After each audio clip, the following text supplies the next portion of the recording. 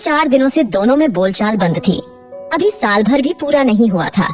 मोहन और सुधा की शादी को यूं तो छोटी छोटी नोकझोंक दोनों में कई बार हुई थी, मगर उस दिन कंपनी से लौटे मोहन को पानी देते हुए सुधा अपनी पड़ोसन की लाई कीमती साड़ी के गुणगान करते हुए अकस्मात ही मोहन को कह बैठी, हमारी शादी को साल भर हो गया है और आपने एक अच्छी साड़ी भी लाकर नहीं दी है। हमारी पड़ोसन के मर्द उसे आए दिन साड़ियाँ दिलवाते रहते हैं और वो भी एक से एक महंगी। मोहन को ये ताना तीर की गहराई से भी अधिक तेजी से चुभा। सुधा भली भांति जानते समझते हुए भी कि उसके पीछे पूरे परिवार की जिम्मेदारी है। इकलौती कमाई आती है उसकी, जिसमें उसे माँ बाबूजी की दवाओं सहित छोटी बहन की पढ़ाई के साथ साथ घर के खाने पीने हर एक चीज की खरीदारी सोच समझकर करनी पड़ती है।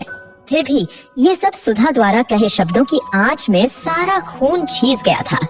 अपमान का पारा सिर चढ़कर तपते हुए तवे सा हो उठा था और वह कड़वे नीम सा कड़वे शब्द बोल गया था कि इतना ही नई साड़ियां पहनने का शौक था तो अपने पिता से कह दिया होता।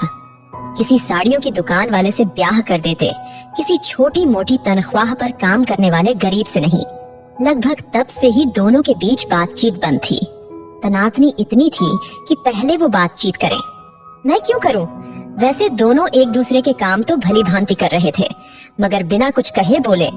फिर बात चाहे शेव की कटोरी से लेकर भोजन की थाली तक क्यों ना हो, बस सिर्फ प्रेम और मनुहार की वे समस्त बातें अनुपस्थित थीं, जिनके बिना वे दोनों एक पल भी नहीं रह पाते थे। लेकिन आज जब कंपनी से मोहन को आदेश मिला कि उसे 15 दिनों के डेप्यूटेशन पर मुंबई ऑफिस जाना है, तो घर आकर स्वयं को नहीं रोक पाया।